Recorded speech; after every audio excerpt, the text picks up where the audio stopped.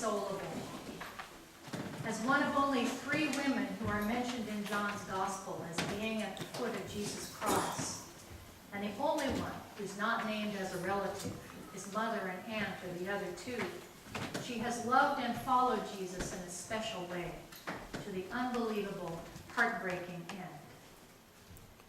After the Sabbath is over, on the first day of the week, a couple of days later, she's hardly closed her eyes in sleep. The images are seared on her retinas, and the sounds ring in her brain. He is gone. The one who was so vital, so full of God, is gone. The Sabbath ended at sunset the night before. She can't sleep, so it is still dark when she makes her way back to the tomb. And even though it is dark, she can see that something has been disrupted. The heavy stone that closed the tomb has been rolled away. All she can think is that Jesus' body's been removed for some reason. Nothing has made any sense for a while, so she doesn't waste any time trying to make sense of this new, bizarre turn of events. In distress and out of breath, she runs to find Peter and the one who is called the one whom Jesus loved. It might be John or another unnamed disciple.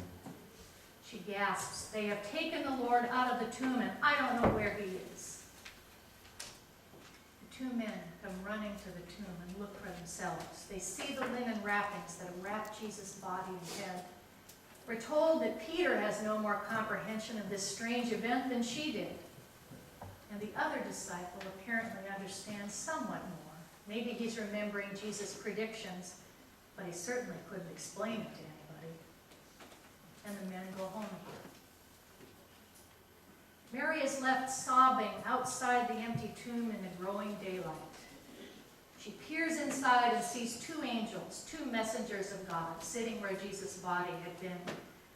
The men hadn't seen the angels. They hadn't been there even just a few minutes before. But in her grief, she's hardly surprised. They ask her, "Woman, why are you weeping?" And she says, still in shock and confused, "They've taken away my Lord, and I don't know where they've laid his body." She knows that dead bodies don't just amble off by themselves. Someone with some kind of agenda did this, she knows. But who did it or why, she just can't fathom. It is at the very least disrespectful and causes her more pain. And even the presence of God's messengers doesn't help to clear her confusion and pain and dull thinking. And then she feels some presence behind her and turns around. There's a man who must be the gardener, she thinks. He also asks her, "Woman, why are you weeping? Whom are you looking for?" And still, she doesn't see. Through her tears, she pleads, "Sir, if you have carried him away, this one whom I love, tell me where you've laid him, and I will take him away." Both the angels and Jesus have addressed her as woman. An appropriate address for a woman who's not a member of the family or somehow known to them. Here is the interesting thing. While she is addressed only as woman, only generically in relation to her gender, she can't see or hear the truth as he stands right in front of her.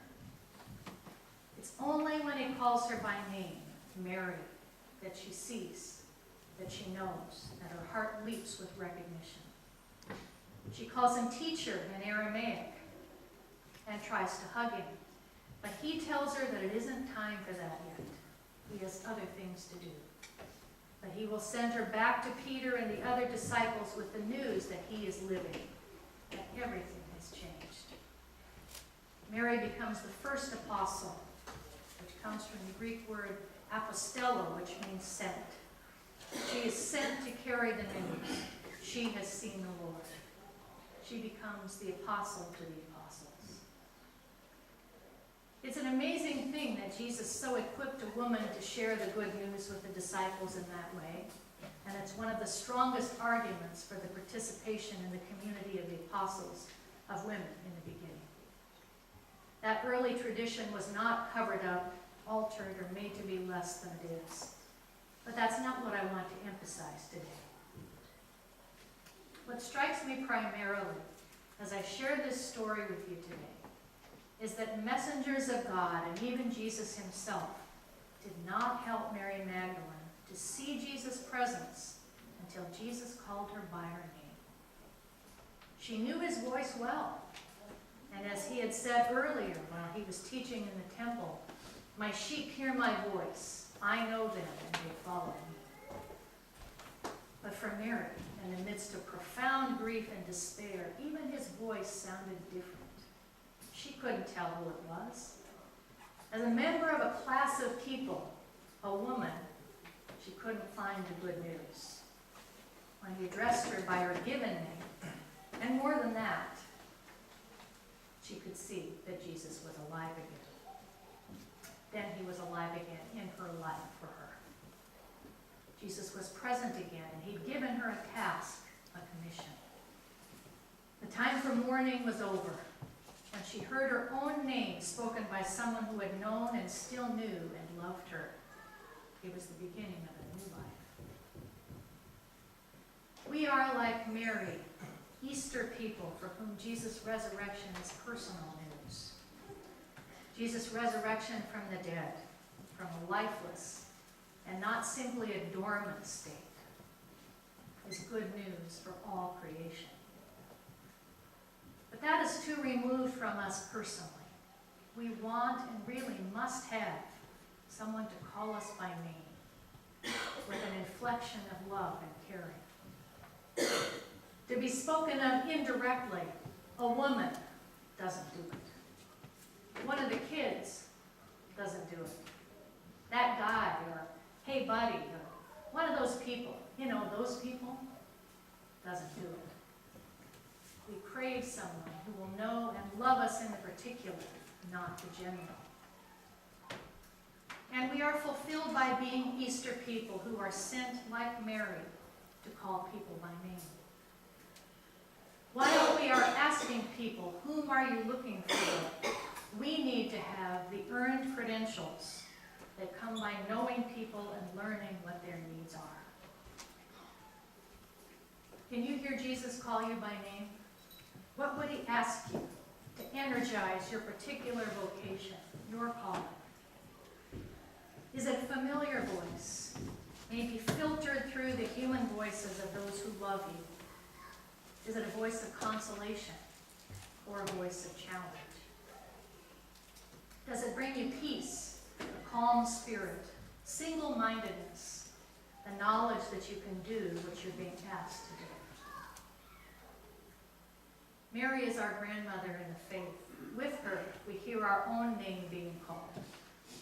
New life, life where before there wasn't any life, is ours. And so is her commission. How many ways can you announce through your words and deeds to the people around you, I have seen the Lord?